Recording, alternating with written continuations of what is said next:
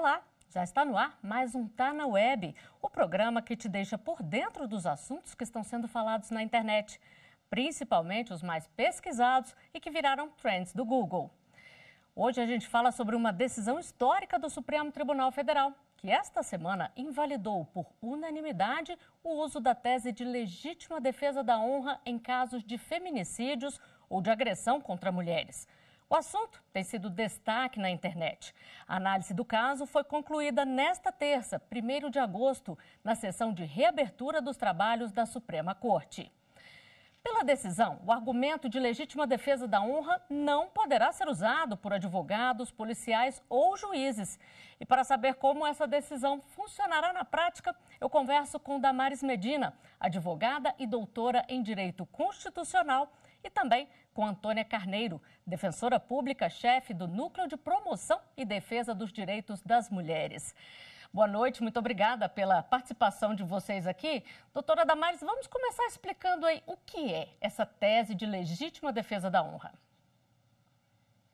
A legítima defesa da honra é um resquício histórico que remonta à diferença entre os gêneros, entre homens e mulheres. Antigamente era admissível que um homem, quando sentisse a sua honra afrontada, ele pudesse cometer alguns delitos sob o fundamento de emoções muito fortes que deixassem eles desconcertados e descontrolados. Com a Constituição de 88, a igualdade entre homens e mulheres, progressivamente essa justificativa para se cometer algum delito, principalmente crimes contra a vida, se tornou cada vez mais insustentável. Essa decisão do Supremo Tribunal Federal é paradigmática porque o Supremo exerce uma posição de exemplo e de primazia no ordenamento jurídico brasileiro. Então, a ideia de que, a partir do Supremo Tribunal Federal, uma sinalização de que essa tese é insustentável, incompatível com o princípio da dignidade da pessoa humana, da igualdade e da proteção da vida, os outros órgãos jurisdicionais e a própria administração pública possa passar a ver mulheres e homens como seres iguais e que a defesa da honra não legitima nenhum crime contra a vida de outro, seja homem ou seja mulher. Que é o que todos nós desejamos, né? E, doutora Antônia, em pleno 2023, ainda se recorria muito a essa tese? Infelizmente, Flávia, infelizmente. Segundo a Constituição, vigora no Tribunal de Júri o argumento da plenitude de defesa. E considerando que lá no Tribunal do Júri os réus são julgados por pessoas comuns, por 7 jurados, eram utilizados muitos argumentos que estavam imbuídos de valores do patriarcado, machistas, misóginos. E a ponto de a defesa, e isso era mais utilizado pela defesa, embora a decisão do Supremo Tribunal Federal tenha dito que nenhuma das instituições, a polícia, o Poder Judiciário, o Ministério Público, pode se valer desse tipo de argumento, mas isso era mais utilizado pela defesa, que tentava descaracterizar a mulher, utilizar argumentos machistas, como dizer que essa mulher teria sido infiel, e até algo mais pesado, como dizer que essa mulher não era uma boa mãe, não era uma boa esposa, como se argumentos de tão baixa violação e de íntima violação aos direitos das mulheres e de tão baixa capacitação jurídica fossem levados a júri e mais, muitas vezes esses argumentos eram acolhidos pelo Tribunal do Júri, pelos jurados, que também reconheciam em algumas hipóteses esses valores, porque o machismo estrutural existe e algumas pessoas ainda se imbuíam desse sentimento para justificar, por exemplo, um crime de feminicídio. Ora, imagine fazer prevalecer a moral, e certamente uma moral machista, uma moral preconceituosa, em detrimento do direito à vida. E na prática, doutora Antônia, como é que fica a partir de agora dessa decisão do STF? Na prática, o que pode acontecer? A nulidade do Tribunal do Júri se a defesa ou qualquer das partes alegar argumentos de legítima defesa da honra. E isso, inclusive, em detrimento de outro princípio também previsto no tribunal do júri, que é a soberania dos vereditos. Ou seja, prevalecia o entendimento antes, em algumas situações, de que o que os julgados tinham decidido estava decidido, agora não mais. Agora, se esses argumentos forem utilizados, os nossos tribunais podem anular, sim, esse plenário, esse tribunal do júri, e outro pode ser realizado em seu lugar, a fim de respeitar a dignidade da mulher, a fim de respeitar a igualdade de direitos e a fim de proteger a vida e os valores da igualdade entre os gêneros masculino e feminino.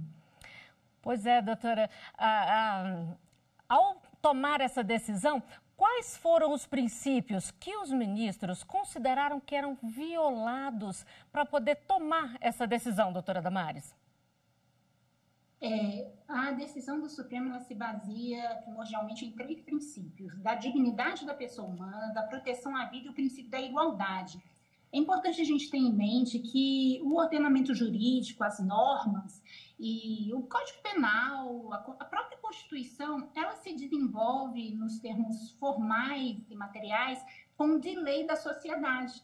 Tudo muda o tempo inteiro, nós mudamos, a sociedade evolui, as mulheres e os homens evoluem e as sexualidades, masculinidade e feminilidade estão em constante contato. E as leis, elas têm esse desafio de acompanhar essa mudança. Só que elas não acompanham na mesma velocidade. Então, a decisão do Supremo é uma sinalização de que essa hipótese prevista na legislação não está em consonância com a interpretação moderna da Constituição.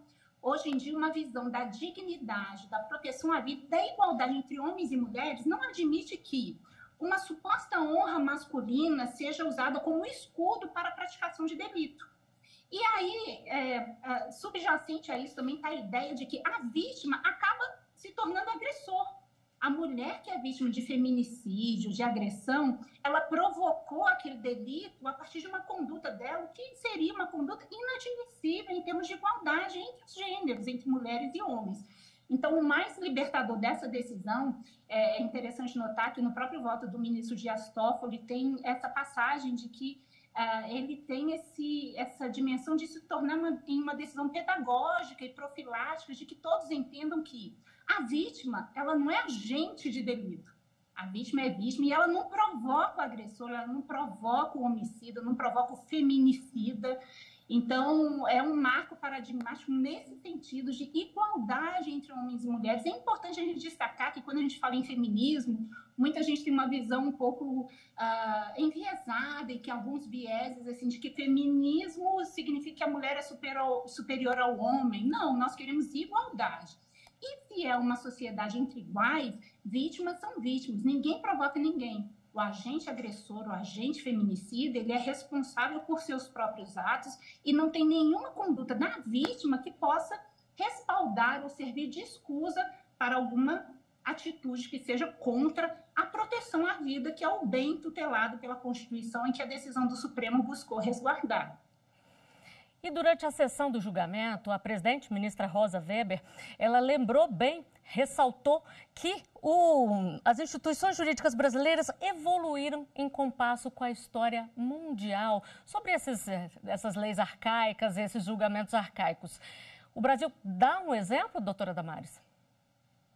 Eu acho que sim, porque o Brasil é composto por uma sociedade muito multicultural, muito dinâmica, e eu conversava outro dia com meu filho, eu tenho um filho de 21 anos e uma filha de 11, e às vezes a gente vê que as instituições, o machismo estrutural, que a doutora Antônia se referiu, ele está presente no nosso dia a dia, e às vezes a gente é tomado de algum desânimo e fala assim, isso não vai mudar. Mas eu sou também aluna de um doutorado na Universidade Nova de Lisboa, de gênero e feminismos. E a minha professora, ela dizia, a Tereza Pissarro Beleza, assim, Damares, as coisas mudam. Não mudam na velocidade que a gente espera. E essa decisão é um emblema de que, efetivamente, as coisas mudam. A gente tem que fazer o nosso papel, cada um tem que militar. E, de fato, o Brasil ele tem se mostrado na vanguarda dessa mudança. E essa decisão é uma sinalização clara, não só para o judiciário, mas no sentido de que esse tipo de recusa, esse tipo de exclusão de licitude não é mais sustentável, porque homens e mulheres são iguais, e a honra, se for respaldada, tem que ser tanto da mulher quanto do homem. E, mesmo assim, a proteção à vida seria o bem primordial a ser resguardado em detrimento de uma suposta honra imbuída aí de todos esses valores estruturais, o patriarcado que a doutora Antônia referiu antes de mim. Pois é, doutora Antônia, a gente pode falar, então, afirmar que essa decisão do Supremo Tribunal Federal foi um grande avanço na luta pelos direitos das mulheres? De forma inequívoca.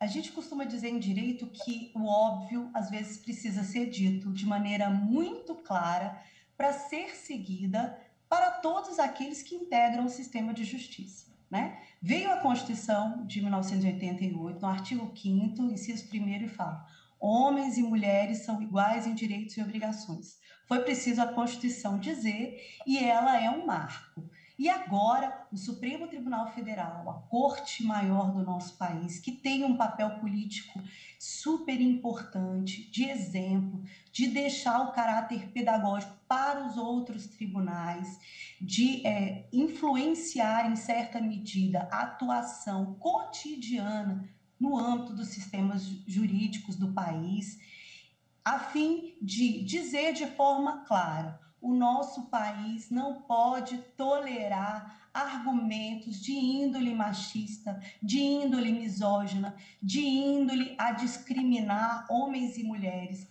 de forma a entender que a moral, que certamente é compreendida também sob um olhar patriarcal, sob um olhar preconceituoso, de modo algum, em nenhuma situação deve prevalecer em detrimento do direito mais valioso, que é o direito à vida, e o STF deixou isso muito claro, a nossa Suprema Corte, e que isso seja recuado por todo o sistema de justiça, que isso espelhe em decisões dos outros tribunais e que isso seja vivenciado no dia a dia do Tribunal do Júri de todos os nossos tribunais do país.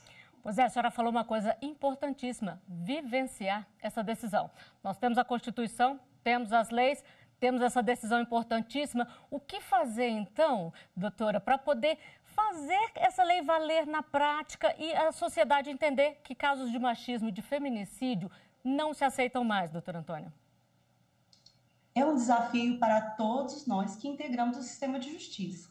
Eu, como defensora pública, te digo que eu vou fiscalizar a cada tribunal de júri que eu atuar, a cada plenário, a cada atuação de juiz, de promotor, de defensor, de advogado, no sentido de verificar se argumentos machistas, a exemplo da legítima defesa da honra, estão ou não sendo verificados na prática. Porque eu digo para vocês, como uma defensora que é titular do júri e que já atuou em vários júris de feminicídio, muitas vezes esses argumentos da legítima defesa da honra são lançados de forma quase subliminar. E fala assim: olha, eu não estou alegando aqui a legítima defesa da honra, mas começa o advogado ou o defensor a denigrir a imagem da vítima, a colocar a vítima, que é vítima, frise-se como a Damares bem consignou aqui: vítima é vítima. Vítima não é réu, ela não é culpada de nenhuma forma, em nenhuma interpretação, por ter sido vítima da violência doméstica. Ela não é provocadora e qualquer interpretação nesse sentido tem um viés machista, tem um viés misógino, e todas nós, instituições que integramos o sistema de justiça, somos responsáveis por mudar essa mentalidade e fiscalizar a atuação dos nossos colegas no âmbito aí dos tribunais. Bom, importantíssimas essas considerações que vocês fizeram aqui. Muito obrigada pela entrevista, doutora Antônia, doutora Damares. E agora a gente volta para as telas do Google para saber quais outros assuntos têm sido pesquisados durante a semana na web. Vamos aos destaques. Ontem foi o Dia Mundial da Amamentação e o assunto apareceu nos Trends. A data, criada em 1992 pela Aliança Mundial de Ação Pró-Amamentação, reforça a importância do aleitamento materno. Segundo a Organização Mundial de Saúde, a amamentação é a principal forma de fornecer ao bebê os nutrientes necessários para sua sobrevivência e seu desenvolvimento. Outro assunto destaque nos trends foi a superlua, que literalmente abrilhantou o céu da noite de ontem. O espetáculo ocorre quando a lua está completamente cheia e visível. E quem perdeu terá outra oportunidade no dia 30 de agosto, pois está previsto o aparecimento da superlua azul. Um evento raro que só vai se repetir em 2032. Não dá para perder de novo, né? E como último destaque, temos o Dia do Agricultor, comemorado em 28 de julho. A data foi criada pelo então presidente da República, Juscelino Kubitschek, para homenagear o centenário da fundação do Ministério da Agricultura, instituído por Dom Pedro II. A celebração é uma oportunidade para valorizar esses profissionais. E vamos fazer uma pausa agora. A gente volta já já com mais informações. Não saia daí.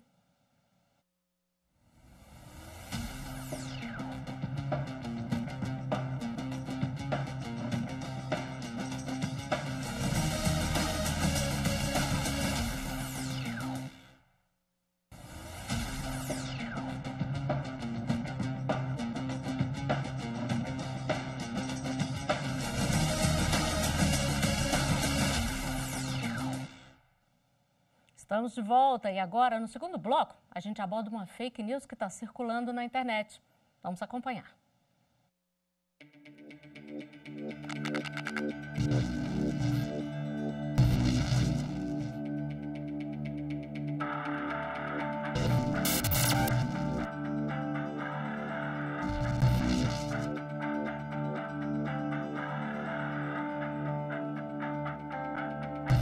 É fake news a notícia que circula na web afirmando que o imposto de renda passará a ser cobrado de forma diferenciada em razão do gênero ou em razão da raça. É notícia falsa. A primeira etapa da reforma tributária sequer prevê alterações acerca do imposto de renda. O que certamente teremos é a extinção de 5 grandes tributos: o ISS, o ICMS, o IPI e também o PIS e a COFINS. Esses impostos deverão ser substituídos pela criação de um novo imposto, o Imposto sobre o Valor Agregado, denominado como IVA. Além desse imposto, teremos também a criação de um outro imposto, um imposto de natureza seletiva, um imposto que tem finalidade regulatória, cujo objetivo certamente é tributar mais aquilo que faz mal à saúde ou que, por exemplo, compromete o meio ambiente. E sobre esse tema eu converso agora com Melina Rocha, consultora internacional e especialista em imposto sobre valor agregado. Muito obrigada pela participação da senhora aqui, doutora Melina. É até difícil a gente entender como é que as pessoas acreditam num tipo de fake news como esse, não é mesmo? Não, com certeza, eu agradeço o convite. Realmente tem várias fake news relacionadas à reforma tributária ultimamente nas redes sociais, né, e nos grupos de WhatsApp. Essa é mais uma que, infelizmente, foi distorcida, né, e tirada do contexto, porque, na verdade, tem ali no texto da reforma, e a reforma tributária que está sendo discutida agora é uma reforma quase que exclusivamente sobre o consumo, sobre os impostos sobre o consumo. Então, não tem nada relacionado a imposto de renda, né? Tem algumas mudanças sobre PVA e TCMD, mas poucas mudanças, mas o grosso é a reforma tributária do consumo. Então, não tem nada relacionado à questão de renda, né? E muito menos se a renda vai ser relacionada a gênero, raça, né? O que eles pegaram foi, para fazer essa fake news, foi justamente uma redação que diz respeito ao cashback. Então, dentro dessa proposta de reforma tributária, tem um mecanismo que está sendo proposto, que é a devolução do tributo, esse tributo que vai ser criado, né, que vai se chamar IBS e CBS, uma devolução para as famílias mais pobres. Então, no meio da discussão política ali, na hora da votação, realmente teve uma redação que chegou a ser discutida e amplamente divulgada, em que relacionava o cashback, essa devolução do tributo, não só a famílias de baixa renda, mas também a questão a mulheres, né? E por isso que foi incluído a questão do gênero, para deixar claro que seria prioritariamente devolvido para mulheres, né? e também para envolvida a raça, pessoas negras, né? Então, essa questão chegou a ser discutida, mas não foi a redação que foi aprovada. A redação que foi aprovada e que hoje está no texto da reforma tributária foi que a devolução desse imposto será feita prioritariamente com o objetivo de reduzir as desigualdades de renda, né? Então, isso quer dizer que essa devolução, o cashback, ela vai ser prioritariamente destinada a famílias de baixa renda. Mas, então, não é verdade, o texto final não tem nada dizendo sobre gênero, raça, a única coisa que está dizendo é desigualdade de renda, que é para que o cashback vá para as famílias mais pobres que realmente mais precisam. É sempre bom a gente reforçar a informação, mesmo que pareça claro, né, que não dá para poder fazer o cashback dividindo aí entre homens e mulheres. Agora vamos explicar um pouquinho que para algumas pessoas como eu, por exemplo, é um pouquinho difícil da gente entender. IVA, Imposto sobre Valor Agregado. O que é isso, doutora Melina? Bom, então a reforma tributária, ela pretende substituir os tributos sobre o consumo que a gente tem hoje no Brasil, basicamente o ICMS, o ISS, PIS, COFINS e o próprio IPI, por um sistema de imposto sobre o valor agregado, que é o IVA, né?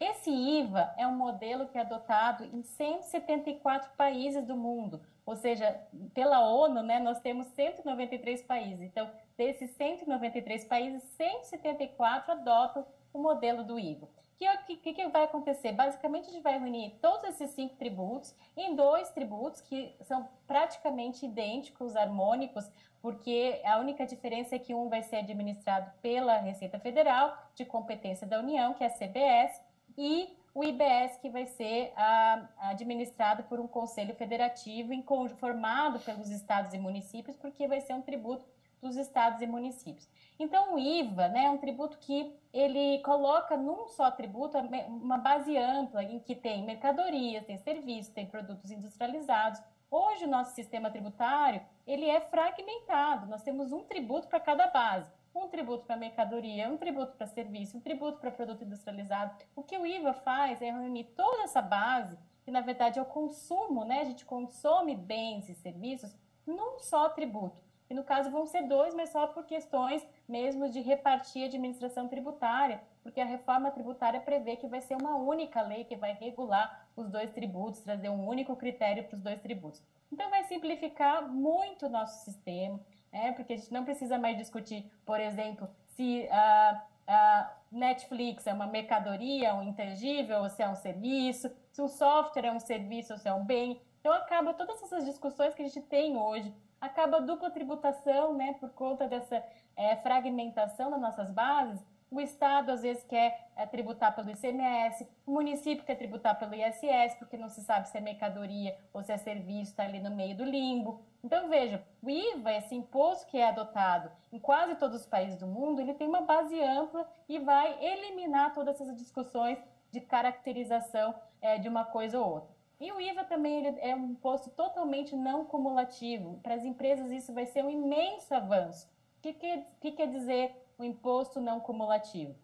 É um imposto que, quando a empresa adquire qualquer insumo, mercadoria, que vai utilizar na atividade comercial, ela está pagando imposto, né, também, porque ela está adquirindo esses produtos e serviços. Então, esse imposto no meio da cadeia, ele é devolvido na forma de créditos. Tudo que a empresa paga no meio da cadeia é devolvido através de créditos. E isso faz com que a cadeia produtiva seja desonerada. E com isso abre margem para diminuição dos preços que são praticados aos consumidores finais. Hoje isso não acontece. Os nossos tributos eles são em parte cumulativos, né? O próprio ISS, por exemplo, o PIS/COFINS, ele tem um sistema que é cumulativo, ou seja, imposto sobre imposto em cascata.